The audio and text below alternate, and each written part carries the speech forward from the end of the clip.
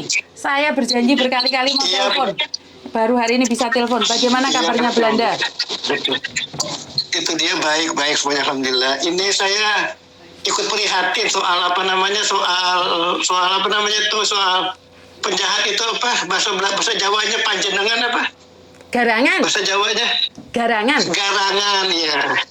Itu untuk kamu orang. Sebab polisi di Indonesia itu itu dia bisa bergerak kalau dengan 3 cara: diviralkan, atau kalau ada uang, atau ada perintah dari atasan. Sebab kalau kita melapor ke sebab kalau kita melapor ke polisi, itu melapor diterima, cuman terkadang jarang ditindaklanjuti. Jadi yang bagus dari kalian ini dan kamu juga Yuni sebagai koordinator dari korban. Siap. Jadi kamu viralkan sebanyak-banyaknya agar polisi dapat tekanan dari warga untuk memproses masalah ini.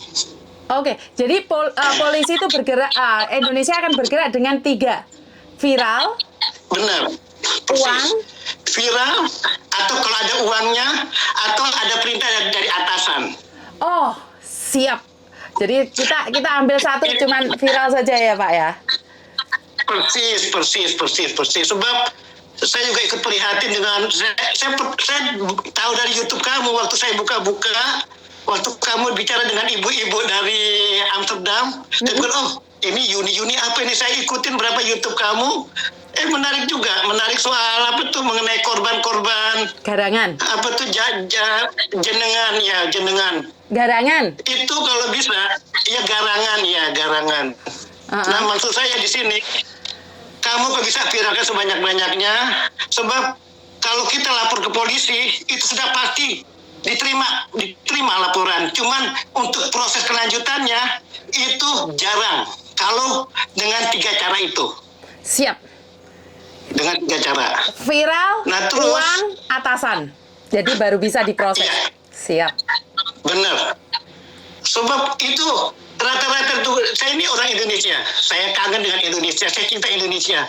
Cuman dengan keadaan Indonesia, dengan peraturan, dengan penjahat-penjahat yang begitu-begitu tuh, termasuk pejabatnya pun pada jadi penjahat sekarang saat ini. Betul, Bapak.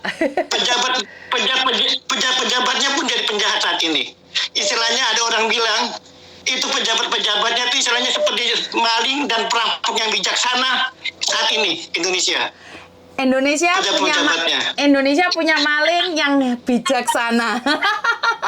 Persis, maling perampok yang bijaksana. Maling dan perampok bijaksana. Jadi maling dan perampok bijaksana saat ini di Indonesia. Waduh. Iya, benar. Kata-katanya bisa dipakai ya. Jadi maksud saya, kamu kok bisa viralkan sebanyak-banyaknya, kalau bisa kamu dengan masukin kuya-kuya, masuk siapa aja yang terkenal agar tuh polisi dapat tekanan dari warga untuk memproses masalah ini secepatnya. Siap. Wah, ini pengalaman dari Bapak yang ada di Belanda, orang hebat mendukung kita. Kaget saya dari Belanda. Jadi dari Belanda pun nonton konten saya ya, padahal ini khusus buat Hongkong ya Bapak. Benar. Kenapa tertarik Bapak? Banyak warga. Ya sebab kenapa yang menarik juga dengan cerita masalah kalian begitu, ikut prihatin begitu ya. Prihatin dan ikut merasakan begitu bagaimana kita yang merantau di luar. Saya pun merantau di sini, cuma saya sudah 40 tahun di sini. 40 tahun di Belanda. Oke. Iya, cuman melihat proses begitu tuh, problem-problemnya, aduh kesian pun. Dan saya pun punya anak saya yang terakhir tuh anak perempuan umur 17 tahun. Iya, siap. Saya pikir aduh, itu kalau kejadian seperti itu ke diri saya tuh, saya tembak tuh orang Pak Yun, saya tembak itu orang Yun, saya cari benar-benar. Siap. Saya cari sebab polisi itu bisa mencari orang itu kalau ada nomor teleponnya. Saat dia aktif itu bisa dikejar di mana dia berada. Polisi tahu. Iya, nomornya masih aktif Bapak. Masih komunikasi dengan mangsa-mangsa. Persis. Itu dia pada saat dia aktif itu polisi bisa tahu di mana dia berada. Di posisinya titik-titiknya polisi bisa tahu. Kalau polisi mau. Siap. Kalau polisi mau. Persis, kalau polisi mau, dan polisi mau itu dengan 3 cara, diviralkan, atau ada uangnya, atau dia perintah dari atasan, sudah itu saja. Itu saya rimak dan saya akan ingat-ingat dalam pikiran saya, hati saya, Indonesia akan bertindak dengan 3 cara. Viralkan, uangkan, perintah atasan. Persis, itu saja. Terima kasih dari Belanda, dukungannya. Terima kasih sekali. Oke. Terima kasih. Oke, terima kasih ya. Terima kasih. Oke, assalamualaikum. Waalaikumsalam warahmatullahi wabarakatuh. Pingin nangis nih saya. Jadi GR nih, Bapak punya anak umur 17 tahun di Indonesia. Dia punya kekhawatiran sama saya sebagai seorang ibu yang memiliki anak gadis umur 16 tahun yang ada di Indonesia. Wah, sangat bijaksana sekali ya, merinding saya. Ini dapat teleponan dari Belanda.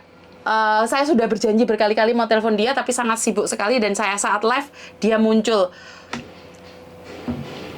Terharu banget ya Mbak ya, wah dari Belanda Mbak. Amsterdam juga telepon. Merinding loh, ini tangan saya merinding loh, bisa dilihat ini, merinding loh ya. Ya, ini adalah kekhawatiran kita sebagai warga negara Indonesia yang tidak ada di Indonesia. Kejahatan ada di mana-mana. Kejahatan itu bukan karena ada niat, karena ada kesempatan dan tidak ada yang peduli. Jadi kejahatan itu akan terus-terusan ada karena memang tidak ada penanganannya. Jadi ini sangat jelas sekali ya, laporan bisa diterima.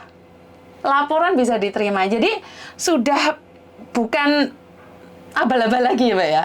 Yang dari Belanda aja komennya seperti itu loh. Saya nggak berani komen, mepet jurang. Maksud saya adalah, wow. Jadi Mas Anjasmara kemarin kan bilang harus ada beberapa bukti, tapi kalau kita lapor polisi pun nggak ditanggepin, karena memang sudah ada yang lapor polisi dan tidak ditanggepin. Ini yang pertama.